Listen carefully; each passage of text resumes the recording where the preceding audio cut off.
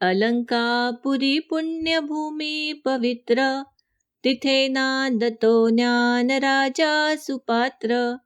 तया आठविता महापुण्य राशी, नमस्कार माझा श्री सद्गुरु ज्ञानेश्वरासी. जय जय राम कृष्ण हरी. हरिपाठ अभंग 16. हरिनाम जपे तो नर दुर्लभ, वाचेसी सुलभ रामकृष्ण. रामकृष्ण नामी उन्मन्नी साधिली, तयासी लाधली सकळ सिद्धी. सिद्धी बुद्धी धर्म हरिपाठी आले, प्रपंचिनी माले साधू संगे. ज्ञानदेवा नाम रामकृष्णी ठसा, तेणे दश दिशा आत्माराम. वाणीने रामकृष्ण नाम घेणे अत्यंत सोपे आहे, पण ते घेणारा माणूस मात्र दुर्मिळ आहे. रामकृष्ण नामाच्या उच्चाराने उन्मनी अवस्था साध्य होते. त्यामुळे सर्व सिद्धी नामधारकाला प्राप्त होतात. सिद्धी, बुद्धी आणि धर्म हरिपाठानेच साध्य होतात. साधूंच्या संगतीने भक्त प्रपंचात राहूनही मनाचा लय साधतात. श्री ज्ञानदेव महाराज म्हणतात, माझ्या वाणीत रामकृष्ण नाम ठसल्यामुळे आणि हृदयात रूप ठसल्यामुळे मला दशदिशा आत्माराम स्वरूप झाले आहेत. वाणीने भगवंतांचे नाम घेणे हे कितीसे कठीण आहे बरे, पण त्याची गोडी उत्पन्न होणे हीच कठीण गोष्ट आहे. बहुत सुकृतांची जोडी, म्हणून विठ्ठली आवडी. भगवंत नामाचे प्रेम उत्पन्न व्हायला अनेक जन्मांचे सुकृत पदरी असावे लागते. एखादा गायक अभंगांचे गायन करताना हरिनाम घेतो, किंवा एखादा कीर्तनकार कीर्तनात नामाचा अनेकदा उच्चार करतो, पण ते काही हरिनामाच्या प्रेमानेच असे म्हणता येणार नाही. कोणी मैफल रंगवण्यासाठी तर कोणी बिदागीसाठी हरिनामाचा उपयोग करतो. जोरात ठेच लागली तर एखादा अरे देवा असे म्हणतो. ते काही भगवंत प्रेमाने नव्हे, तर वेदनातिशयाने अनाहूतपणे बाहेर पडलेला तो त्याचा उद्गार असतो. अशा स्वरूपाचे घेतलेले हरिनाम अनेक ठिकाणी आढळते. पण आवडीने दृढ श्रद्धेने सदा सर्व काळ नामस्मरण करणारा भक्त विरळाच.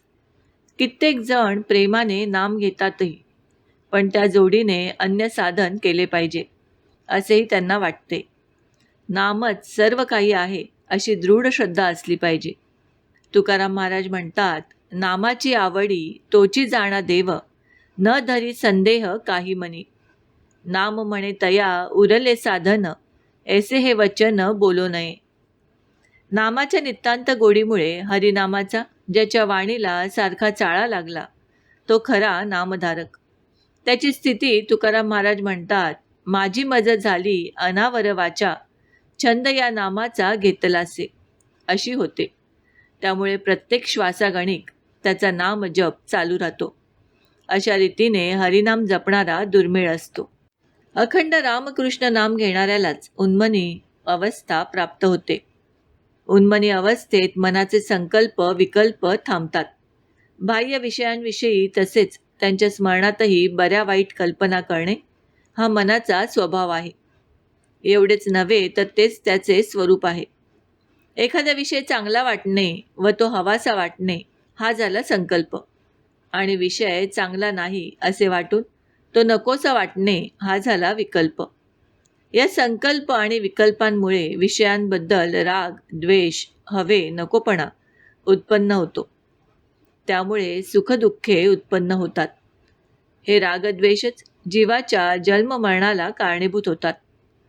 मनाचे हे संकल्प विकल्प नाहीसे होणे म्हणजेच उन्मनी दशा. ही दशा अखंड नामस्मरणाने साध्य होते. नामस्मरण करताना अक्षरांवर लक्ष ठेवून नामजप केला असता अनायासे वाणीतून निघणाऱ्या एकेका वर्णावर लक्ष राहून मनाला एकाग्रतेचा अभ्यास घडतो व ते इतर कल्पना करणे सोडून देते. वैखरी वाणीने जपाचा अभ्यास वाढत गेला की नामाची अवीट गोडी उत्पन्न होते. नंतर नामाच्या गोडीनेच नामस्मरण चालू राहते, ते मध्यमा वाणीने. याच अभ्यासाने वैखरी, मध्यमा, पश्यंती व परा या चारही वाणीवर नाम सतत चालूच राहते. मनाबरोबर बुद्धीही तद्रूप होते. अशा रीतीने मनाला व बुद्धीला भगवंतांवाचून दुसरा विषयच नसल्यामुळे मनाचा विषयांशी संबंध तुटतो. हीच मनाची उन्मनी दशा होय. मन विषयात असेपर्यंत जीवदशा असते. त्यामुळे जीवदशापत्र आत्म्याचे ईश्वरी सामर्थ्य नाहीसे होते. मन उन्मन्न झाल्यावर जीव आपल्या मूळच्या ईश्वरी सामर्थ्याने तळपू लागतो.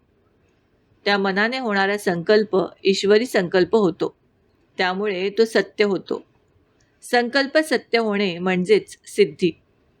म्हणूनच ज्याला उन्मनी साधली त्याला सकळ सिद्धी प्राप्त झाल्या असे माऊली सांगतात. सिद्धी म्हणजे सामर्थ्य, बुद्धी म्हणजे आत्मनिश्चय आणि धर्म म्हणजे शुद्ध आचरण.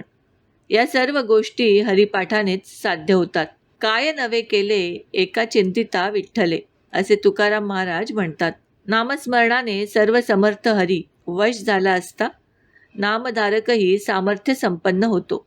नामस्मरणाने त्याला आपल्या मूळ सच्चिदानंद स्वरूपाचा निश्चय होतो. तसा मूळचा जरी तो कितीही पापी असला तरी क्षिप्रम भवती धर्मात्मा.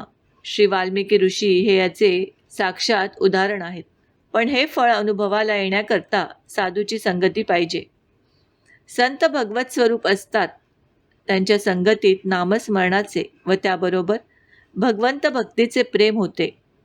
या प्रक्रियेच्या संदर्भात संत तुकाराम महाराज म्हणतात, संत चरण लागता सहज, वासनेचे बीज जळोनी जाय.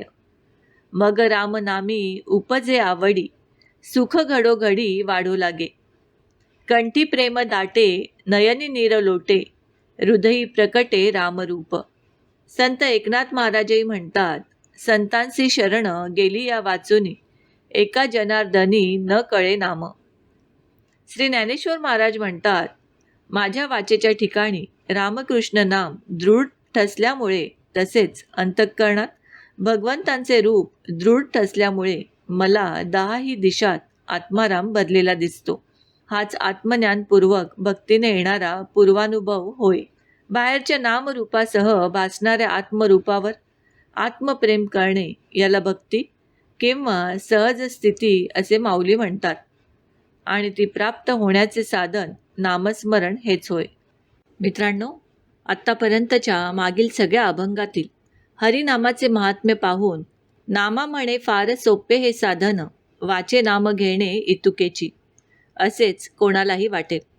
पण त्याचबरोबर लगेच एक शंकाही येईल की इतके जर सोपे आहे नामस्मरण हे साधन, तर मग ते सर्वच जण का करत नाहीत बरं? दुसरी शंका येते, करणारेही ते सातत्याने का करत नाहीत? आणि तिसरी शंका येते, करणाऱ्यात हरिप्राप्ती झालेला एखाद दुसरा असा विरळाच आढळतो. या सगळ्या शंकांची उत्तरे श्री गुरु ज्ञानेश्वर महाराजांनी या अभंगात अल्पाक्षरात सूत्रबद्ध, यथार्थ व सप्रचित दिली आहेत. नाम घेणे वाणीला सुलभ आहे, पण बुद्धीच्या साह्याने सतत हरिजप करणारा नर मात्र दुर्लभ आहे. म्हणून ज्ञानोबा राय या अभंगाच्या सुरुवातीलाच म्हणतात, हरिबुद्धी जपे तो नर दुर्लभ, पण वाचेसी तर अगदी सुलभ. मग तरीही नामस्मरणाकडे, नामजपाकडे सर्वांची प्रवृत्ती का होत नाही? तर देहात्मबुद्धीमुळे आत्मबोधाचा विसर पडतो आणि तो भोग प्रवृत्त होतो. चंद्रोदयाबरोबर ज्या कावळ्यांचे डोळे फुटतात ते कावळे चंद्राला कसं काय ओळखणार बरं?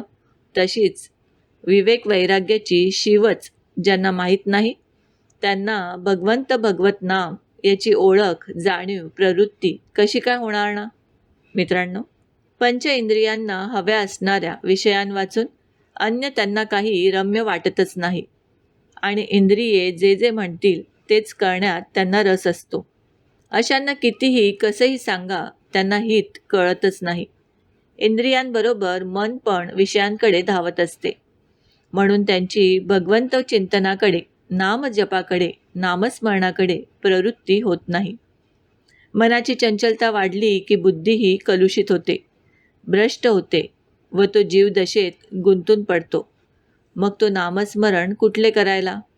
म्हणून वाचेसी जरी सुलभ असले तरी बुद्धिपूर्वक नामस्मरण करणारा दुर्लभच. बुद्धीच्या साह्याने बुद्धिपूर्वक हरिजप नामस्मरण व्हावयास पाहिजे. नुसत्या वाणीने नव्हे. आपण नामचिंतन करत नाही असे नाही, पण त्यात सातत्य आणि अनुसंधान राहत नाही, म्हणून नामसिद्धीला जात नाही. आणखी एक आहे, नामसाधना तेव्हाच सिद्धीला जाईल जेव्हा भगवंत प्राप्ती हाच त्या नामसाधनेचा एकमेव हेतू असेल. अन्य कोणत्याही कामनेने केलेला नामजप ती कामनापूर्ती करेल, पण मग भगवंताला हा नामधारक कायमचा दुरावेल. ज्याचे पूर्व सुकृत चांगले आहेत, त्यामुळे त्याला संत समागम घडत आहे, श्री गुरु भेटला आहे, श्री गुरुसेवा होत आहे, अशालाच नामसाधनाचे प्रेम वाटते. नाम आवडते असा अनुभव असला तर निश्चितच जबरदस्त पुण्य आणि गुरुकृपाच असली पाहिजे, यात तीळ मात्र शंका नाही. माणसाच्या चित्तात नामाने पूर्णपणे परमात्माच बिंबतो व त्यामुळे त्याला सर्वत्र हरिमय होऊन सर्वत्र एक हरीच दिसू लागतो. मनावर अनेक गोष्टींचे ठसे उमटतात, पण ते पुसलेही जातात. पण भगवंत नामाचा ठसा, रामकृष्ण हरी नामाचा ठसा एकदा उमटला की तो काही केल्या पुसला जात नाही. ही पराभक्तीची परिसीमा आहे. नामधारकाला सर्वत्र दशादिशांना एक आत्मारामच प्रतीतीला येतो. अशा प्रतीतीची खूण काय, तर एका ईश्वरी सत्तेची प्रत्यक्ष अनुभूती येते. त्यासाठी साधन काय, तर एकच, हरिमुखे म्हणा, हरिमुखे म्हणा. मित्रांनो, आम्ही अपेक्षा करतो की आम्ही सांगितलेल्या माहितीचा तुम्हाला सर्वतोपरी लाभ होईल. माहिती आवडली असल्यास ही माहिती तुम्ही मित्रपरिवाराबरोबर शेअर करा आणि अजूनही जर तुम्ही दिव्य संस्कृती या चॅनलला सबस्क्राईब केलं नसेल तर आमचे नवनवीन व्हिडिओ पाहण्यासाठी चॅनलला आजच सबस्क्राईब करा. धन्यवाद.